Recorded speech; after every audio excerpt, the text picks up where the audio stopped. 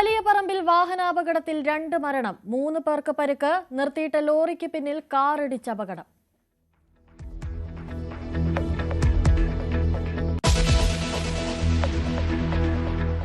മഴ തകർക്കുന്നു. തിരുവനന്തപുരം നഗരവും താഴ്ന്ന പ്രദേശങ്ങളും മുങ്ങി.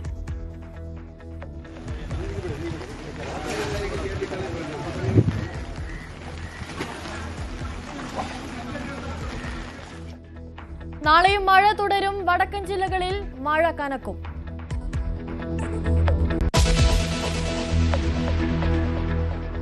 സുകുമാരൻ നായർക്കെതിരെ NSSൽ കലാപം. പ്രമേയം പാസാക്കിയ എറണാകുളം കണയന്നൂർ കരയോഗം. പിണറായിക്ക് പാദസേവ ചെയ്യുന്ന കട്ടപ്പയെന്ന് പ്രമാടം കരയോഗം ഓഫീസിനു മുന്നിൽ ബാനർ.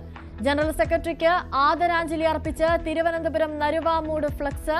ശബരിമലയിലെ നിലപാടിൽ രാഷ്ട്രീയ വിശദീകരണ യോഗം വിളിച്ച് UDF.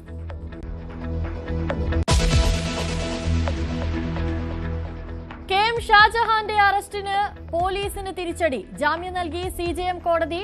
ചെങ്ങമനാട് SIക്ക് ആരാണ് അറസ്റ്റ് ചെയ്യാൻ അധികാരം നൽകിയതെന്ന് കോടതി. റിമാൻഡ് റിപ്പോർട്ടിൽ ലൈംഗിക ചുവയുള്ള വാക്ക് വ്യക്തമാക്കാമോ എന്നും ചോദ്യം.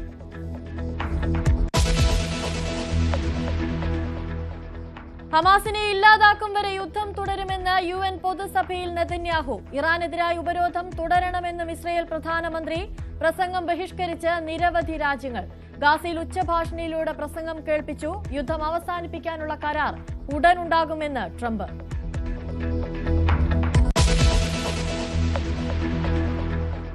ലഡാക്ക് പ്രക്ഷോഭ നായകൻ സോനം വാങ്ചുങ് അറസ്റ്റിൽ.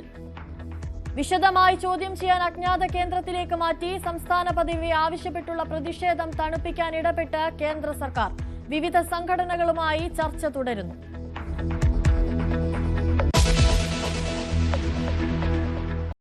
ക്രിക്കറ്റ് താരങ്ങൾക്കെതിരെ ICC നടപടി. പ്രകോപനപരമായ ആംഗ്യം കാണിച്ചതിൽ പാക് താരങ്ങൾക്കെതിരെ പിഴയും മുന്നറിയിപ്പും. പഹൽഗാം പരാമർശിച്ചതിന് സൂര്യകുമാർ യാദവിനും പിഴ.